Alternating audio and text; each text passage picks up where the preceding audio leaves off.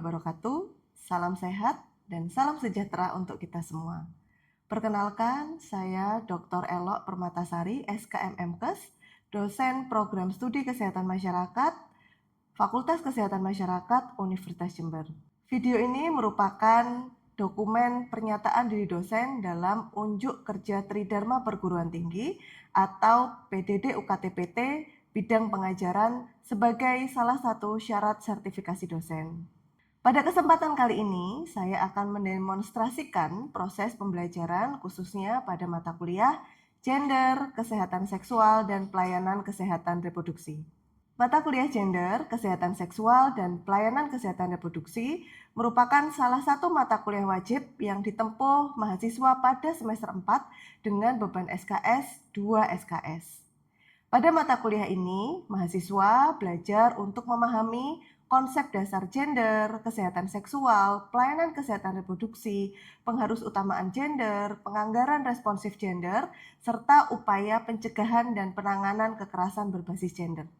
Pada mata kuliah ini, mendukung pencapaian beberapa CPL di kurikulum Prodi Kesehatan Masyarakat, yaitu CPL 3, CPL 5, dan CPL 9, dan terdiri dari 4 CPMK dengan hasil akhir mahasiswa diharapkan mampu menjelaskan konsep dasar gender, kesehatan seksual, dan pelayanan kesehatan reproduksi.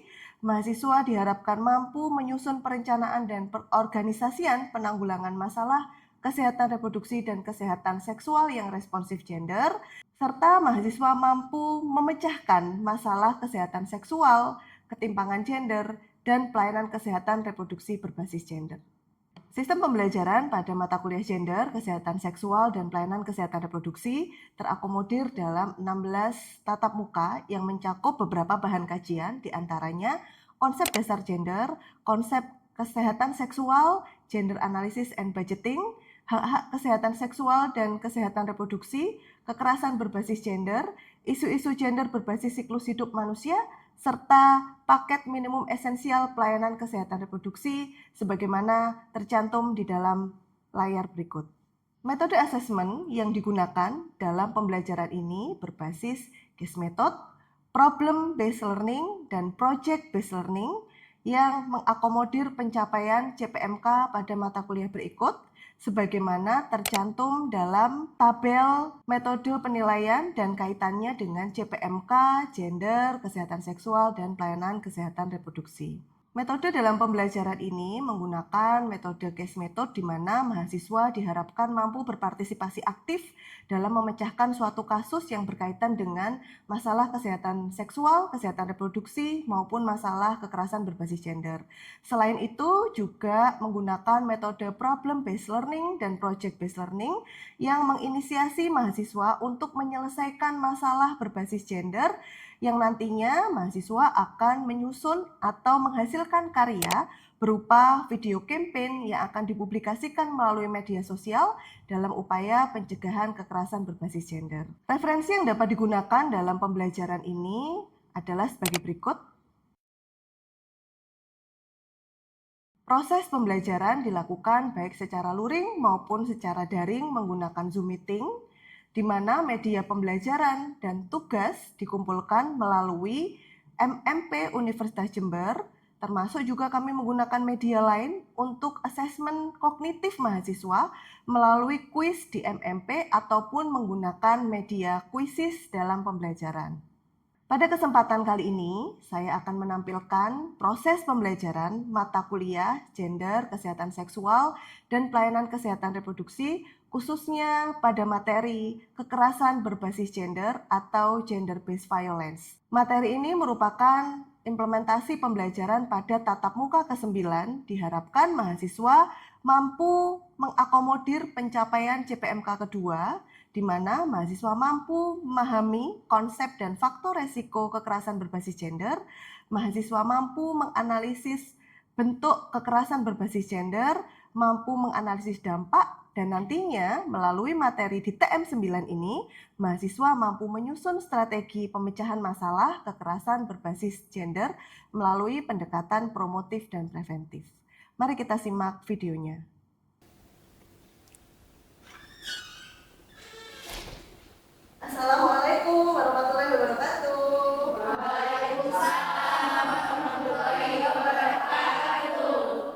pagi semuanya. Apa kabarnya hari ini? Alhamdulillah. Baik, sebelum kita mulai perkuliahan pada pagi hari ini, agar perkuliahan kita berjalan dengan lancar, kita awali dulu dengan berdoa. Semoga perkuliahan ini berjalan dengan baik dan materi yang nanti kita pelajari memberikan kemanfaatan untuk kita semua. Berdoa kita mulai. Berdoa selesai. Baik, sebelum pelajaran kita mulai, teman-teman silahkan untuk melakukan presensi melalui Sister for Student dari handphone masing-masing.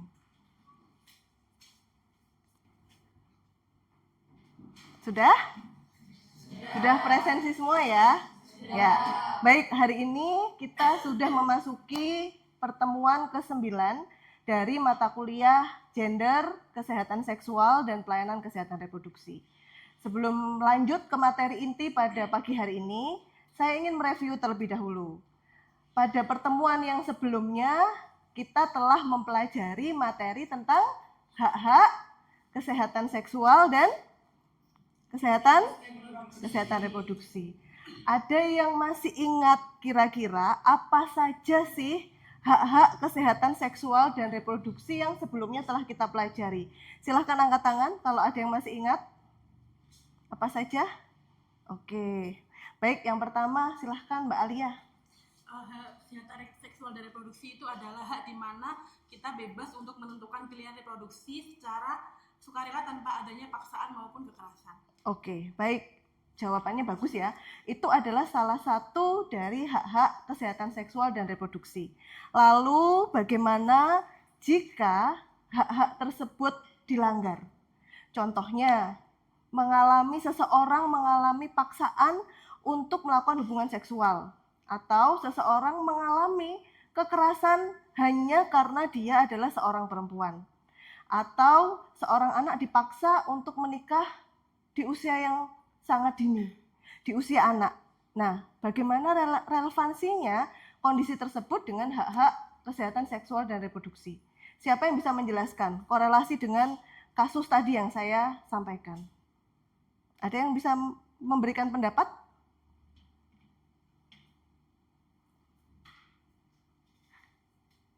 Mbak Feti, bisa?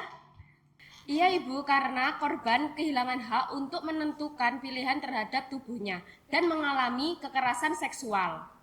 Oke, jadi pada kondisi tersebut, korban mengalami kehilangan hak ya. Jadi korban tidak punya lagi hak mendapatkan hak untuk kesehatan seksual dan kesehatan reproduksi, artinya korban tidak punya otoritas atas dirinya sendiri. Terlebih jika itu terjadi apabila didasarkan pada gender-gender tertentu. Jadi seseorang perempuan berdasarkan gendernya atau laki-laki, dia mendapatkan kekerasan, dia mendapatkan diskriminasi, dia merasakan tidak nyaman, dia merasakan tidak aman. Itu adalah salah satu bentuk kekerasan berbasis gender yang merupakan bagian dari pelanggaran hak-hak kesehatan seksual dan reproduksi. Dan itulah teman-teman yang akan kita pelajari pada pagi hari ini, yaitu kekerasan berbasis gender atau gender based violence. Ya. Ini yang nantinya kita akan pelajari.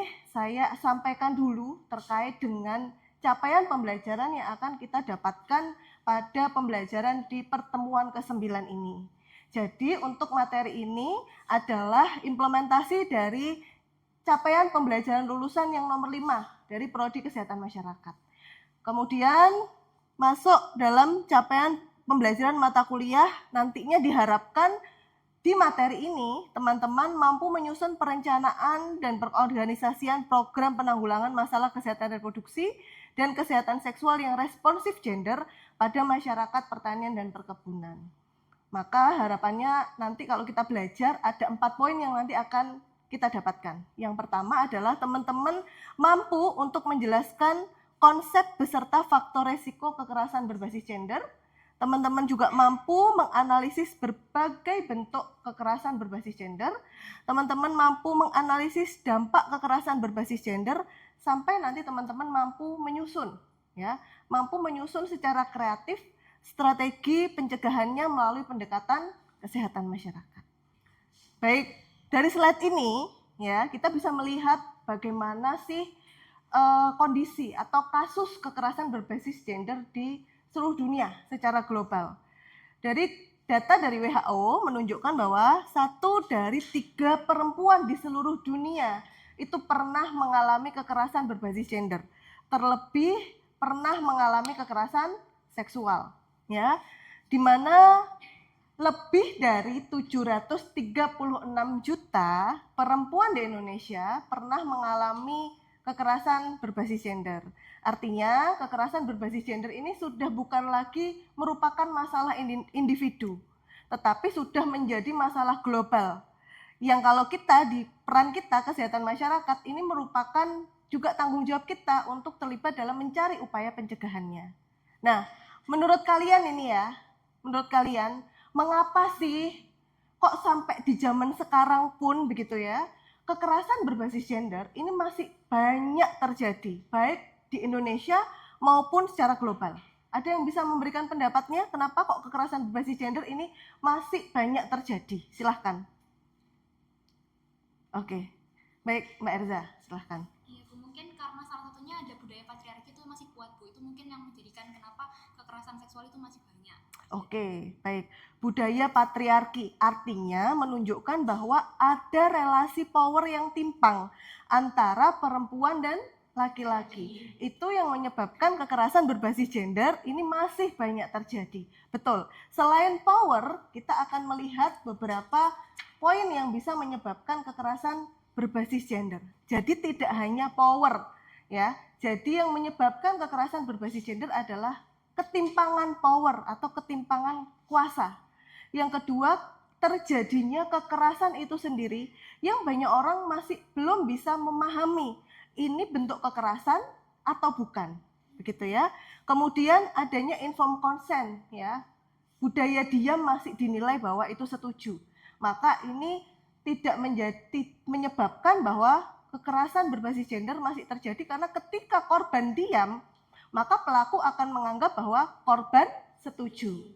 Kemudian yang ketiga adalah pelanggaran hak-hak asasi manusia. Yang ini masih menjadi masalah global ya. Menganggap bahwa salah satu gender ya, baik perempuan atau laki-laki ini adalah objek yang layak untuk diambil haknya. Padahal kita sama-sama manusia yang sama-sama memiliki hak yang sama. Nah, selain kekerasan berbasis gender, teman-teman, ini penjelasan yang tadi yang saya jelaskan ya, ada 4 aspek yang ini meningkatkan resiko kekerasan berbasis gender pada individu yang ini bisa menjadi masalah nasional maupun masalah global. Nah, kekerasan berbasis gender sendiri itu bisa terjadi dalam berbagai bentuk. Bisa kekerasan secara langsung atau kita biasa menyebutnya ya gender based violence atau GBV. Tapi seiring perkembangan kemajuan teknologi, kekerasan berbasis gender itu bahkan bisa terjadi di ruang digital, di mana lingkup kejadiannya bahkan lebih luas, bisa terjadi 1 kali 24 jam, bisa terjadi sepanjang hari. Siapa yang melakukan pun kadang kita tidak harus kenal, berbeda dengan gender based violence yang kita tahu siapa. Bedanya kalau online gender based violence atau kekerasan berbasis gender yang dilakukan melalui teknologi, baik melalui media sosial ataupun melalui media digital, bisa melalui games, bisa melalui aplikasi apapun. Ini akan menyebabkan kekerasan berbasis gender itu terjadinya jauh lebih luas. Bisa dipahami ya? Kalau bisa, kita akan lanjut ya. Saya ingin mengetahui lebih dalam tentang pemahaman teman-teman terkait dengan gender based violence. Kita akan bermain mitos dan fakta. Oke, silahkan persiapkan gadget teman-teman semua. Kita akan belajar mitos dan fakta menggunakan quizzes. Silahkan bisa di-scan ya untuk barcode-nya. Silahkan bisa di-scan barcode-nya untuk kita ikut dalam quiz.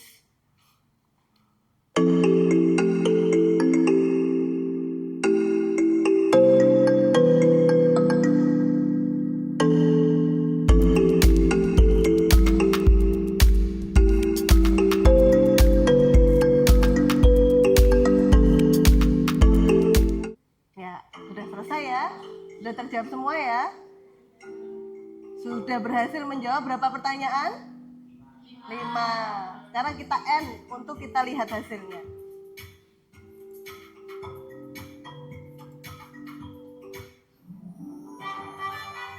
Siapa ya?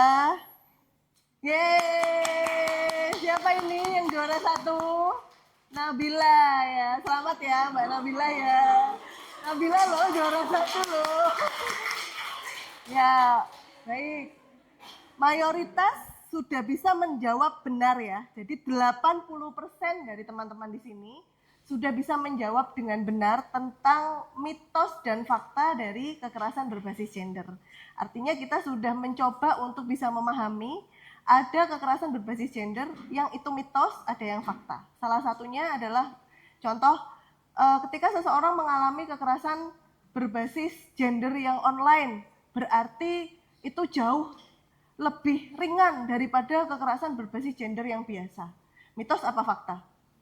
Mitos.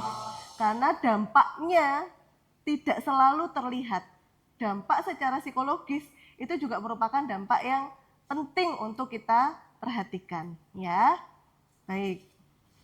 Baik teman-teman, kita selanjutnya akan melakukan diskusi ya. Jadi teman-teman tadi sudah memahami definisi dari kekerasan berbasis gender, sudah memahami faktor resikonya. Sekarang saatnya saya melakukan penilaian lebih lanjut untuk mengetahui bagaimana teman-teman mampu menganalisis kasus dan merumuskan pemecahannya. Karena tadi sesuai dengan learning outcome yang keempat, capaiannya harus teman-teman sampai merumuskan alternatif pemecahan. Maka di sini seperti yang sudah saya sampaikan pada pertemuan sebelumnya, sudah terbagi menjadi 4 kelompok ya. Kelompok 1, oke, kelompok 2, sudah duduk sesuai kelompok 3, dan kelompok 4. Silahkan teman-teman nanti berdiskusi, saya tunjukkan untuk penugasannya. Kita akan bagi ya, jadi pilih satu kasus, kita akan langsung saja. Yang pertama, kelompok 1 nanti akan mendapatkan kasus terkait dengan child grooming, ya. Kelompok 2 akan mendapatkan kasus terkait dengan dating violence. Kelompok 3 mendapatkan kasus tentang femicide, dan kelompok 4 mendapatkan kasus tentang cyber stalking. Teman-teman silahkan mendiskusikan ya. Saya beri waktu sekitar 15 menit untuk 15-20 menit untuk diskusi. Kemudian nanti perwakilan tiap kelompok akan mempresentasikan dan kita akan bahas. Gitu ya. Sudah siap? Sudah. Silahkan untuk mendiskusikan.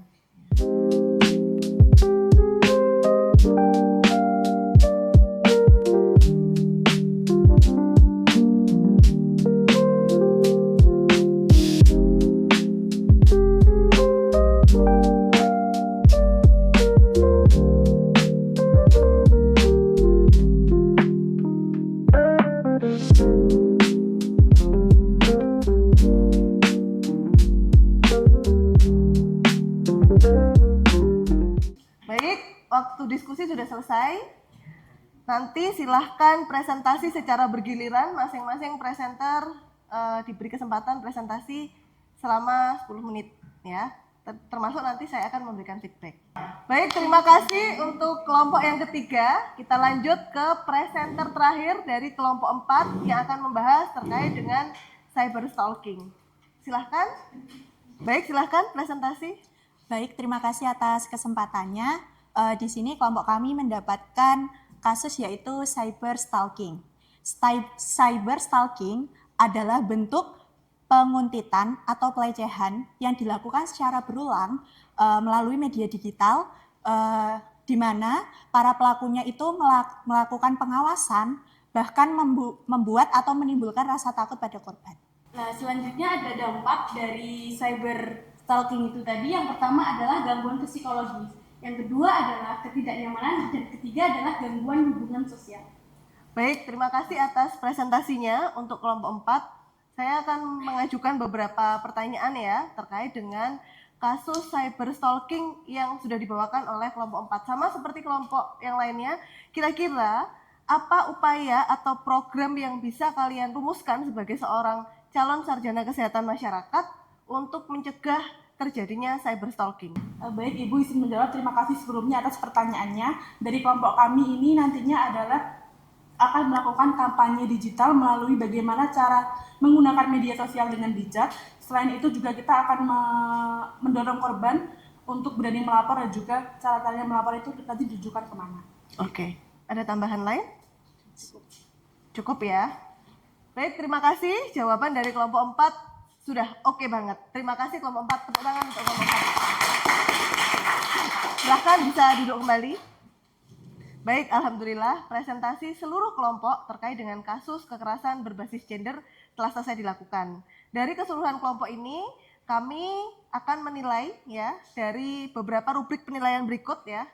Yang tadi sebenarnya saya juga sudah menilai dari presentasi teman-teman kalian. Beberapa aspek penilaian yang dilakukan untuk menilai presentasi kalian tadi adalah ketepatan identifikasi jenis gender based violence-nya gitu kan, apakah masuk dalam kategori online atau tidak gitu ya. Kemampuan analisis penyebab masalah, analisis dampak, alternatif solusi, kemampuan presentasi dan argumentasi ilmiah, serta kerjasama dan partisipasi kelompok. Ya, dari keseluruhan komponen ini, saya menilai bahwa teman-teman sudah mampu untuk memahami terkait dengan apa itu kekerasan berbasis gender, baik secara langsung maupun online gender based violence. Termasuk dari hasil diskusi dan paparan teman-teman sudah mampu menganalisis faktor resiko, dampak, dan termasuk penyebab, serta tadi juga dari hasil diskusi, teman-teman sudah mampu untuk merumuskan kira-kira apa sih pemecahan masalah yang bisa dilakukan untuk mencegah gender based violence. Namun memang hanya ada satu yang kurang ya, karena mayoritas teman-teman hanya berfokus kepada pemecahan masalah dari aspek individu korban. Belum mengakomodir bagaimana upaya promotif dan preventif ini bisa dilakukan lebih tersistem lagi. Jadi perlu ada alternatif pencegahan yang ini bisa melibatkan banyak pihak ya, kolaborasi lintas sektor, sehingga kekerasan berbasis gender ini benar-benar kita bisa putus rantainya, tidak sendirian dengan melibatkan banyak pihak. Ya, baik, aplaus untuk kita semua hari ini. Ya, untuk lebih lagi kita berkontribusi dalam upaya pencegahan kekerasan berbasis gender, maka dari hasil analisis yang sudah teman-teman lakukan, kita lanjutkan dalam rencana tugas mahasiswa yang nanti teman-teman kumpulkan minggu depan. Hasil diskusi ini akan dilanjutkan dalam bentuk penyusunan video campaign. Nah, tadi kelompok 4 sudah nyinggung ya, mau melakukan upaya pencegahan secara digital ya. Maka minggu depan saya harap teman-teman bisa merancang kreativitas teman-teman ya untuk membuat campaign melalui video tentang stop kekerasan berbasis gender. Silahkan bekerja lagi bersama kelompok dan silahkan tingkatkan ya kreativitas kalian. Nanti seperti apa sih kampanyenya yang ini nanti bisa memotivasi dan bisa menginspirasi orang lain agar kita sama-sama ini bersama-sama untuk memutus rantai kekerasan berbasis gender. Bisa dipahami penugasannya? Nah, bisa ya. Untuk RTM ini nanti, dokumen RTM dan penjelasan penugasan akan kami kirimkan melalui e-learning Universitas Jember, yaitu di MMP. Teman-teman bisa mengakses MMP untuk melihat dengan detail penugasan yang akan dilakukan beserta pengumpulan tugasnya, pengumpulan video kampanyenya juga dilakukan melalui MMP. Perhatikan acuan dalam penugasan di RTM ini nantinya. Baik, ada pertanyaan teman-teman? Sudah? Cukup. Baik, terima kasih. Akhirnya kita berada di penghujung materi kita. Alhamdulillah sudah tercapai ya, teman-teman sudah bisa memahami. Dan kita lanjut dampaknya lebih besar lagi dalam kelas ini. Kita melakukan video campaign untuk tugas minggu depan ya. Semoga diberikan kemudahan. Dan terima kasih untuk hari ini. Saya tutup. Wassalamualaikum warahmatullahi wabarakatuh. Waalaikumsalam warahmatullahi wabarakatuh. Terima kasih, Bu. Sama-sama. Demikian telah kita saksikan bersama demonstrasi pembelajaran dalam mata kuliah gender, kesehatan seksual, dan pelayanan kesehatan reproduksi, khususnya pada materi gender-based violence atau kekerasan berbasis gender. Pada pembelajaran tersebut, menggunakan pendekatan case method, problem-based learning, dan project-based learning dengan asesmen autentik yang selaras dengan pencapaian pembelajaran mata kuliah. Proses pembelajaran ini diharapkan mampu menciptakan proses belajar dan pengalaman belajar yang aktif, kolaboratif, bermakna, serta berdampak. Sehingga mahasiswa tidak hanya memahami konsep dari kekerasan berbasis gender, tetapi mampu berpikir kritis untuk mencari alternatif pemecahan masalah terkait dengan kekerasan berbasis gender. Terima kasih atas perhatiannya. Demikian video ini kami sampaikan. Kurang lebihnya saya mohon maaf. Saya akhiri. Wassalamualaikum warahmatullahi wabarakatuh.